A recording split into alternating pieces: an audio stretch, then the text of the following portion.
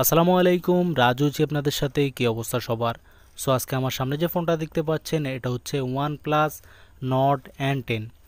এই ফোনটা আমার নিজের ফোন। এই ফোনটাতে ইদানিং একটা সমস্যা দেখা দিচ্ছে, তা হচ্ছে আমি যদি ফোনটাতে ব্রাইটনেস বাড়াই বা কমাই কোনোটাই কাজ হচ্ছে না, মানে একটা জায়গায় গেলে কিন্তু ব্রাইটনেসটা ফ্রিজ হয়ে যাচ্ছে।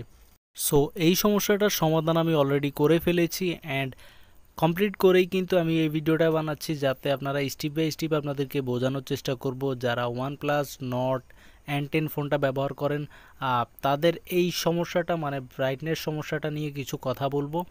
সো কথা বাড়াবো না, চলুন শুরু করা যাক আমাদের আজকের এই ভিডিও।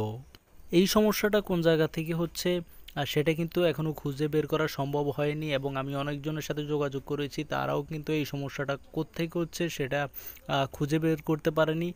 তবে এটা হার্ডওয়্যার থেকেও হতে পারে, সফটওয়্যার থেকে হতে পারে।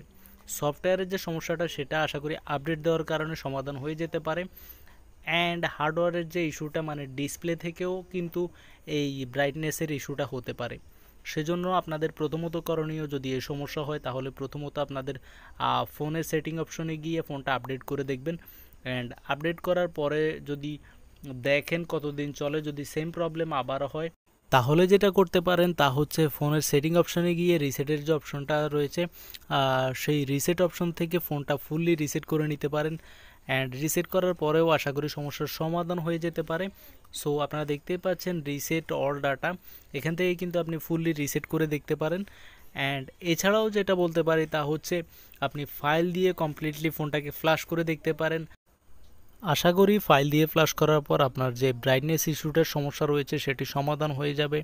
অ্যান্ড আরেকটা কথা হচ্ছে এটার ফাইনালি যে সলিউশনটা মানে ব্রাইটনেসের যে সমস্যাটা সেটির ফাইনাল কোনো সলিউশন পেলে অবশ্যই আপনাদেরকে ভিডিওর মাধ্যমে জানানোর চেষ্টা করব। আর আরেকটা কথা হচ্ছে আমার এক কাস্টমারেরও কিন্তু এই সেম ফোনে সেম সমস্যা ছিল।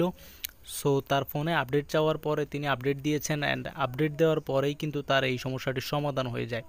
সো প্রথমত আমি ধারণা করতেছি যে এটা আপডেট দিলেই আশা করি সমস্যার সমাধান হয়ে যাবে। সো এই ছিল আজকের এই ভিডিওটি ভালো লাগলে লাইক করতে ভুলবেন না, অ্যান্ড চ্যানেলে নতুন হলে সাবস্ক্রাইব করতে ভুলবেন না। আজ এ পর্যন্তই, ধন্যবাদ।